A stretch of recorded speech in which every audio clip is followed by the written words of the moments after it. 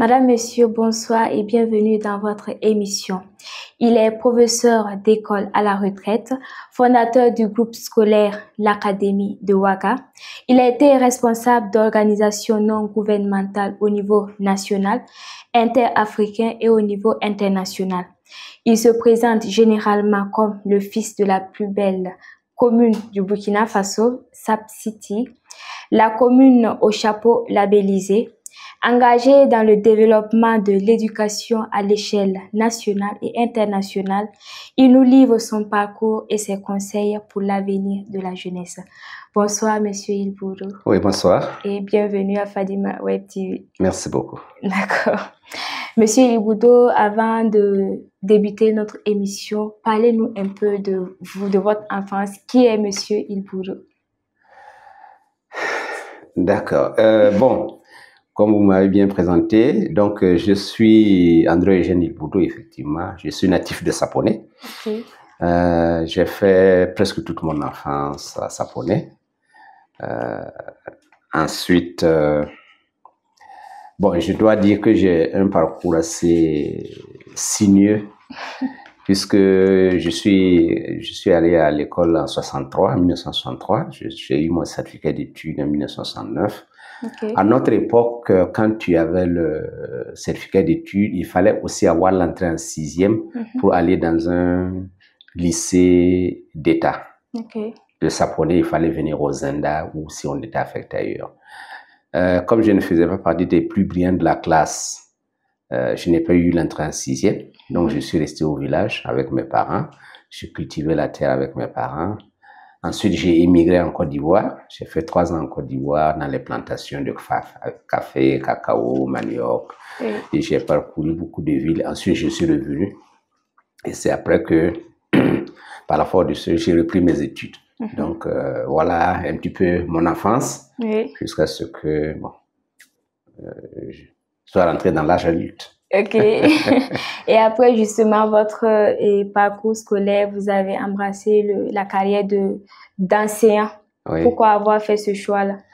Bon, d'abord, il faut dire que quand je suis revenu, je suis resté au village, je suis allé au Togo, j'ai fait 4 ans et j'ai fait des études secondaires au Togo.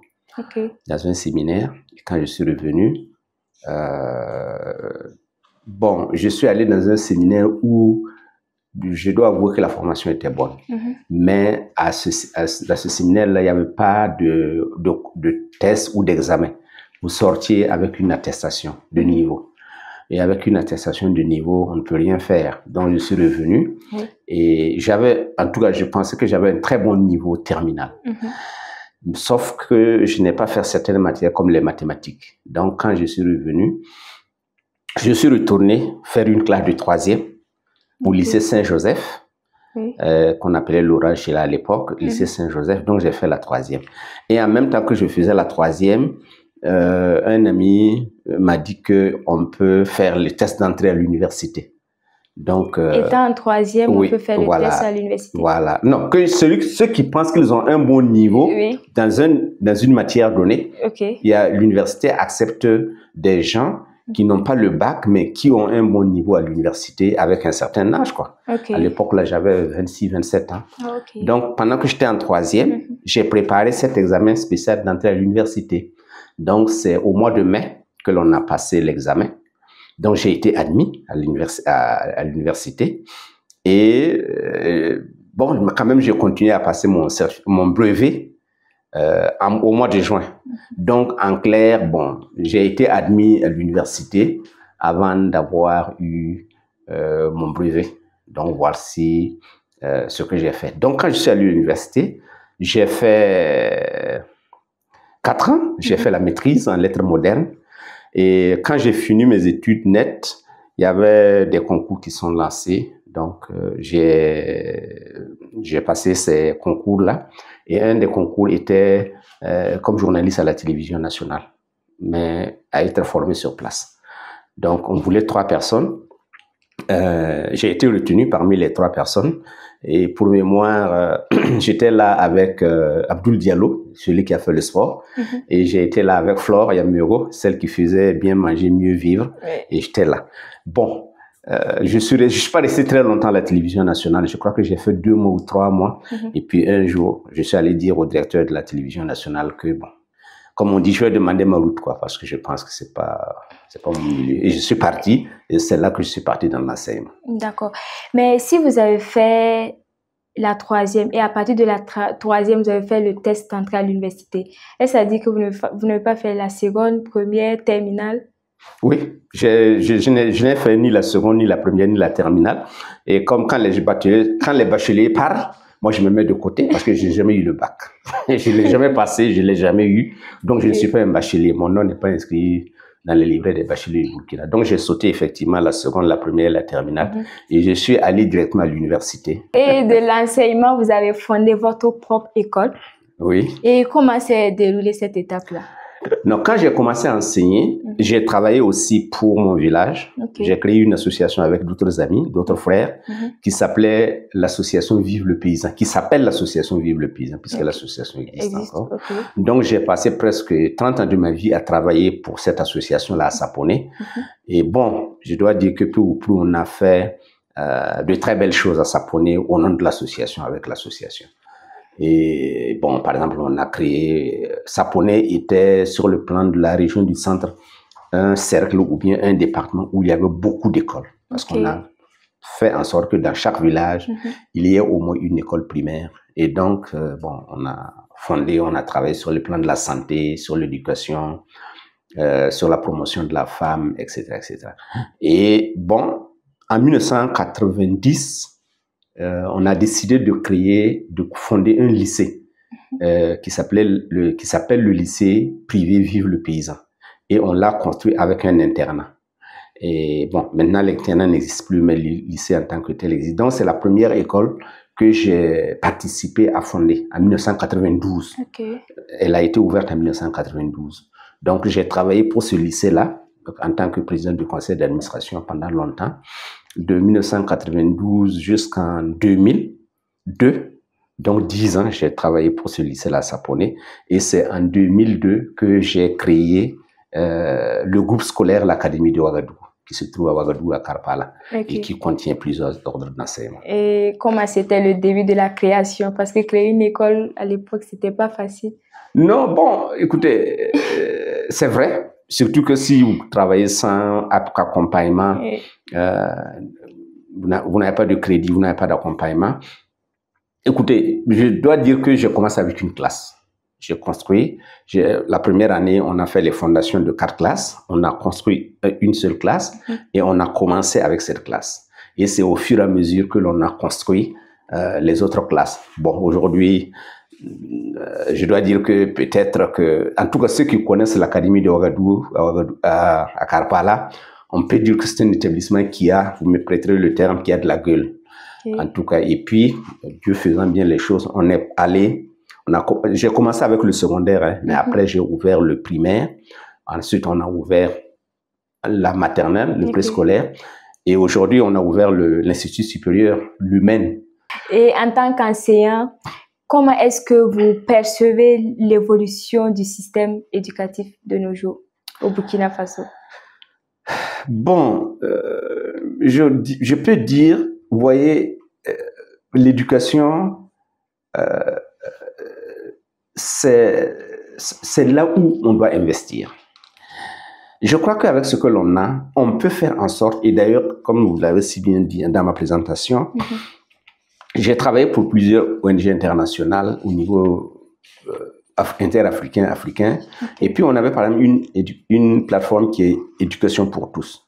Ma conviction, c'est que l'on peut éduquer tous les enfants du Burkina, et très bien. Simplement, même avec les moyens que nous avons, il suffit seulement de mettre les moyens là où il faut les mettre et d'une manière correcte. Ce n'est pas de grandes ressources, mais c'est l'utilisation de ces ressources-là que l'on doit faire. Vous voyez, si vous voulez créer une école privée, l'État vous vend les terrains. Vous payez le terrain à un prix fort. Si vous voulez construire une école, les matériaux sont vendus comme si vous voulez construire je ne sais pas quoi. Si, par exemple, l'État disait aux gens qui veulent construire des écoles, Écoutez, on vous donne le terrain d'une manière amphithéotique. 99 ans de location. Tant que vous avez construit une école et que vous ne changez pas de destination, on ne vous demande rien, puisque nous pensons que vous participez à l'éducation des enfants du Burkina. Si l'État donne ce terrain-là à une personne qui veut créer une école, l'État peut demander à cette école-là de regarder, de réviser les prix. Quand les gens disent que les gens qui travaillent dans l'éducation sont des commerçants de l'éducation, là, moi je dis oui, je n'ai pas honte. Parce que si on me vend, si on me prend comme un commerçant, j'accepte le statut de commerçant. Si l'État m'avait donné le terrain gratuitement, avec des conditions bien précises, les coûts de l'éducation au privé là peuvent baisser.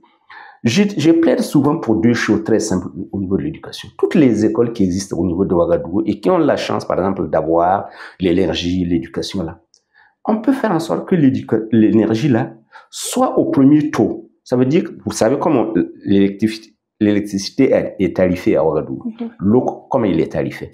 Vous partez dans plusieurs écoles privées, les gens sont obligés de mettre un cadenas. Parce que si vous laissez les enfants, ne serait-ce que faire le sport et venir se laver les mains, se laver la figure pour entrer les mains propres en classe, à la fin du mois, mais la facture de vous ne pouvez pas payer. Or, vous êtes dans le privé. C'est l'écolage qui paye les frais de formation. Mais on peut faire en sorte que, par exemple, dans une école, on donne une fourchette jusqu'à temps vous payez le premier tarif de l'eau. Ça va nous permettre, par exemple, d'aider nos enfants là à élever des fleurs, à élever des arbres, à apprendre comment le maintien de l'environnement, à rendre propre leur classe. Par exemple, une fois par mois, ils peuvent laver leur classe, nettoyer les fenêtres, parce que c'est quand même leur lieu de vie. Mais si vous faites ça avec l'eau, le prix de l'eau actuel, vous ne pouvez pas. Si l'énergie est à un prix gratuit, à un prix acceptable, on peut demander aux écoles de fabriquer des tableaux muraux, de mettre des chaises pour que les élèves qui habitent dans le quartier et qui n'ont pas la chance d'avoir un lieu de travail à la maison puissent venir à l'école étudier la nuit jusqu'à 22h, 23h et repartir chez eux. Surtout quand les élèves préparent les examens et les concours, ils ont besoin de lieux calmes pour préparer. Ouais. Mais si l'État lui-même est commerçant vis-à-vis des gens qui ont créé les écoles, pourquoi ne voulez pas que les gens soient des commerçants? Je dis, avec les moyens que l'on a, il suffit de bien les organiser. On n'a pas besoin de grands moyens, mais tous nos enfants là seront bien éduqués. Il fut un moment où quand l'État avait acheté le matériel scolaire, les matériels didactiques, les cahiers, les livres là, on donnait ça seulement aux écoles publiques. Oui. On ne donnait jamais ça aux écoles privées. À l'époque là, j'ai eu l'avantage de connaître une ministre, et je suis allé parler avec elle. Et elle a appelé ses conseillers pour leur demander leur avis. Il y a un conseiller qui a dit non, on ne peut pas donner ça aux enfants des écoles privées. Les gens qui ont créé des écoles privées, c'est parce qu'ils ont l'argent qu'ils créent des écoles privées, etc., etc. Donc, voici les conseils qu'on donne à un ministre. J'ai demandé à la dame là, à l'époque, je peux parler? Elle me dit oui. Je peux poser une question à celui qui vient de parler? Il dit oui. Vous, en tant que conseiller du ministre, où se trouvent vos enfants, vous? Moi, je suis convaincu que vos enfants ne se trouvent pas dans le public. Moi, je suis convaincu que vos enfants ne se trouvent pas dans le public. Donc, ce que vous défendez même à l'État de vous aider à bien éduquer vos enfants. Mais voici notre mentalité. Il n'y a pas que ça seulement, parce que de nos jours, on constate également que les enseignants, vous pouvez confirmer qu'aujourd'hui, les enseignants qui enseignent dans les écoles est-ce qu'ils ont l'amour du travail? Je ne peux pas dire que tout le monde vient dans l'enseignement avec une vocation. Oui. Mais si les gens ont un minimum pour travailler, vous pouvez venir et après, le virus de la vocation va vous attraper. Ça veut dire qu'on peut faire en sorte que... Moi, je dis, c'est dommage, hein, mais dans 25 ans, nous allons aller droit dans un mur. Parce qu'avec l'éducation que nous, on a aujourd'hui, avec nos enfants, avec ceux qui éduquent là, on ne peut pas fonctionner comme ça. Je vais vous donner un exemple. Par exemple, pour le sport. Vous savez que le sport, c'est un lieu où tu dois féliciter celui qui a gagné à la régulière. Oui. Mais vous avez suivi l'USBF ici. Les écoles trichaient. Les écoles partaient chercher des mercenaires. Ça veut dire qu'avec nos propres enfants, les écoles ou bien ceux qui dirigent le sport là apprennent à nos enfants même à tricher dans le sport. Si on a cette mentalité dans l'éducation, là, on ne peut pas aller. Il faut mettre un cran d'arrêt à certaines pratiques. Et effectivement, dans les enseignants, là, ceux qui ne sont pas bons là, ils doivent aller chercher ailleurs. Quand vous enseignez, vous êtes un modèle pour les enfants. Par exemple, vous ne pouvez pas demander aux enfants d'être ponctuels, d'être assidus à l'école. Si vous venez tous les jours en retard à l'école, les enfants vous regardent. Je vais dire dans l'éducation là, ceux qui pensent qu'ils ne sont pas faits pour l'éducation et qui ne peuvent pas avoir une certaine éthique, une certaine moralité dans l'éducation là, ils doivent aller ailleurs. Mais aller ailleurs s'ils n'ont pas trouvé, peut-être s'ils n'ont pas trouvé de travail ailleurs. L'éducation ne devrait pas être un pôle de ramassis des gens qui ne savent pas quoi faire. Parce que l'éducation là, ce sont les meilleurs qui doivent enseigner. Vous savez, à l'époque coloniale, la loi cadre, je vais vous dire quelque chose. Ceux qui enseignaient, c'était les premiers de classe. C'est eux qui devenaient des instituteurs et des professeurs, les premiers de classe. Les moins bons là, les seconds là, ceux qui sont deuxième, troisième de classe là, c'est eux qui devenaient médecins. Et bon, ceux qui sont derrière comme nous là, c'est eux qui deviennent agents du bureau, douane, gendarmes, etc., etc. À l'époque coloniale, hein, voici la hiérarchie des valeurs que l'on avait classées dans l'éducation. Aujourd'hui, tout le monde, les premiers de classe, là, il ne veut même pas devenir médecin, il veut devenir gendarme, il veut devenir douanier. Parce qu'ils se disent que peut-être dans l'enseignement, il n'y a pas suffisamment d'argent. Or, dans un pays qui veut se développer, les personnes qui doivent être les mieux traitées, ce sont les enseignants. Je ne parle pas pour ma propre chapelle. Ensuite, viennent ceux qui soignent et les autres là derrière. Parce que qu'on le veuille ou non, qu'on aime ou qu'on n'aime pas, toutes les personnes qui sont arrivées là sont passées par l'éducation. Oui. Que ce soit l'éducation traditionnelle ou l'éducation moderne, si vous avez été mal éduqué, vous n'irez nulle part. Ok, nous constatons également un baisse de niveau, surtout à l'école, au niveau avec les élèves pas du primaire, mais en général. Oui. Qu'est-ce qui explique cela? Est-ce la faute des enseignants ou des parents? Je pense même qu'il y a une faute du système en tant que tel. Vous voyez, par exemple, dans notre système, vous entendez qu'on a dit les 1-1 ne redoublent pas. Par exemple, si vous avez CP1, on ne redouble pas au CP1, on ne redouble pas au CE1, on ne redouble pas au CM2. Et quand ces élèves ne redoublent pas, on dit non, de toutes les façons, vous savez, laissez-les, ils vont continuer, après, ils vont se rattraper. Mais attendez, si vous partez avec une mauvaise base au CP1, si vous avez une mauvaise base au CP1, vous ne pouvez pas progresser. C'est comme si vous partez en 6e, vous ne savez même pas conjuguer le verbe avoir au présent, ni le verbe être au présent. Et puis on dit non, laissez-les, ils vont continuer. C'est ce qui, en partie, notre système lui-même dévalorise l'enseignement. Mais cela dit, vous savez, quand je réfléchis au niveau de l'enseignement, le drame, c'est que même si le niveau baisse, c'est pas partout où les niveaux baissent. Okay. Vous avez l'école de ceux qui ont l'argent rendre leurs enfants très intelligents. Parce qu'en ce moment-là, ils prennent des professeurs de maison. Ils partent dans des écoles où il y a 24, 25 élèves par classe. Oui. C'est un coût. Et puis, vous avez les enfants de nous autres là, qui sont entassés dans 140 par classe en 6e. Qu'est-ce qu'un professeur peut faire avec 140 enfants dans une classe? Mais du moment où l'enfant va à l'école, l'État est heureux parce qu'on ne peut pas lui dire qu'il n'a pas mis ses enfants à l'école, mais on ne se soucie pas de ce que les enfants apprennent. Si on avait une autre façon de nous organiser, je pense que les écoles là seront correctes. Je vous donne un exemple très simple. Que l'on dise aux gens qui sont à Samba, vos enfants ne peuvent être scolarisés qu'à Samba. Vous allez voir que les gens de Samba là, ils vont se batailler pour avoir une bonne école à Samba. C'est ça. Mais tant qu'ils peuvent quitter Samba pour venir les scolariser à Ouaga 2000, pourquoi vous voulez que quelqu'un de Samba s'occupe de l'école de Samba? D'accord, Monsieur Iboulou, avec l'avènement de l'intelligence artificielle, comment est-ce que vous voyez le niveau de l'éducation? Bon, en la matière là, je ne suis pas très instruit. Ça, ce sont les nouveaux paradigmes qui arrivent dans nos écoles. Tout le monde sait par exemple que l'intelligence artificielle est incontournable.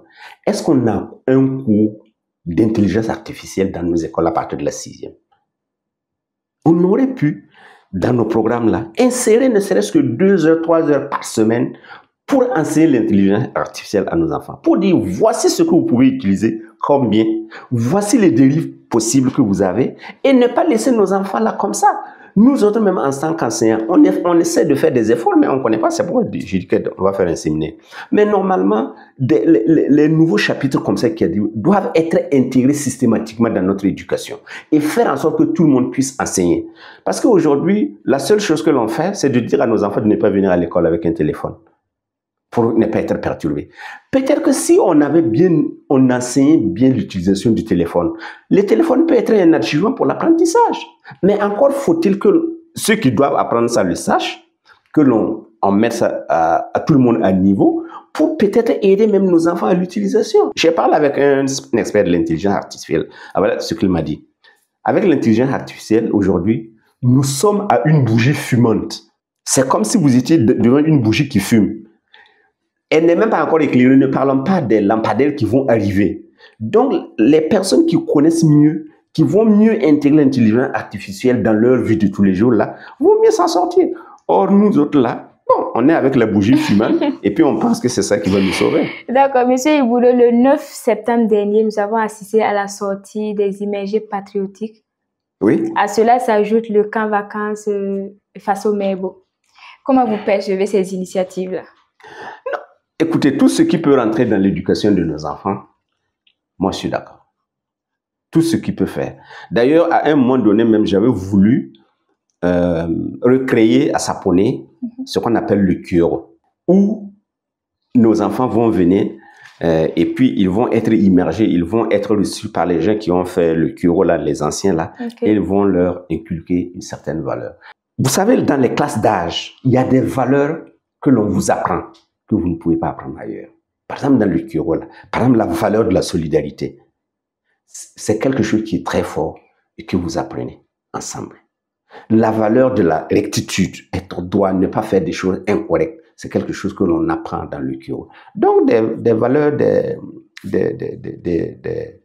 des façons de faire, comme l'immersion patriotique, oui. Mais encore, je pense qu'il faudrait faire en sorte que cela commence encore bien avant. À la maternelle ou... Moi, je dis, si je suis un ministre de l'Éducation, je ne m'occupe plus des enfants qui sont même à CE1. C'est déjà gâté pour eux. N'en parlons pas des élèves qui sont en 6e. Je commence avec la maternelle. On ne vient pas en retard à l'école. Quand on vient à l'école, on écoute ce que le maître ou la maîtresse dit. On ne part pas sans demander la permission à la maîtresse. Et ce sont ces petites valeurs-là qu'il faut inculquer aux enfants de 3 ans, 4 ans. Et ils vont grandir avec. Parce qu'en ce moment-là, ils ne posent pas de questions. Ce que vous leur dites de faire, ils font. Oui. Et ils vont grandir avec un nouvel esprit. Aujourd'hui, là, quand vous dites à un enfant de ne pas brûler le feu, il vous demande pourquoi. Moi-même, j'ai vu des gens qui brûlent, non? Je veux dire, si on veut construire le Burkinabé nouveau, ce n'est même pas la peine de commencer même avec les élèves de 6e. Il faut aller le commencer avec les élèves de la maternelle.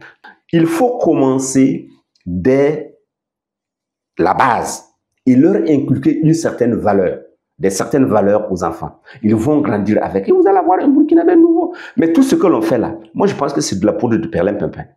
On ne va pas aller quelque part parce que les gens ont grandi avec de mauvaises habitudes et on passe tout notre temps à vouloir corriger des habitudes qui sont déjà ancrées chez les gens. Or, on dit que l'habitude est une seconde nature.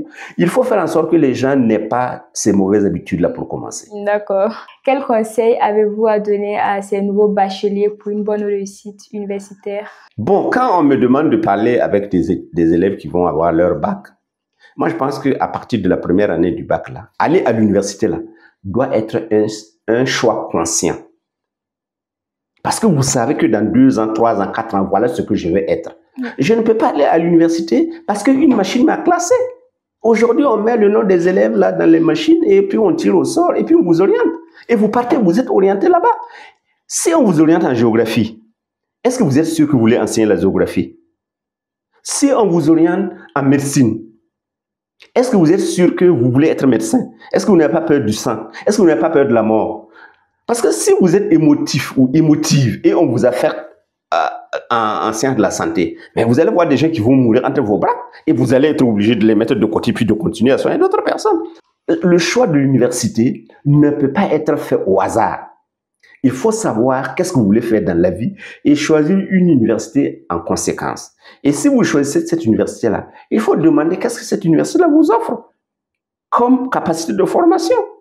Or, aujourd'hui, malheureusement, quand vous avez un étudiant qui, à la fin de son parcours, passe 7 ou 8 examens, ça vous dit quelque chose? Ça vous dit qu'elle a été mal formée?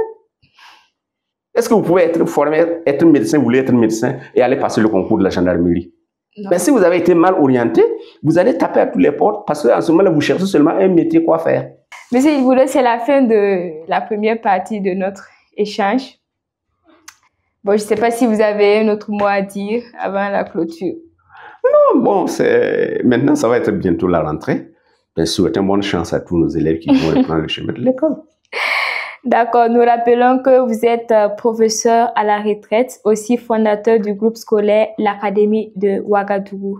Merci pour votre disponibilité et à vous, chers téléspectateurs de Fadima Web TV. On se donne rendez-vous la semaine prochaine pour un nouveau numéro.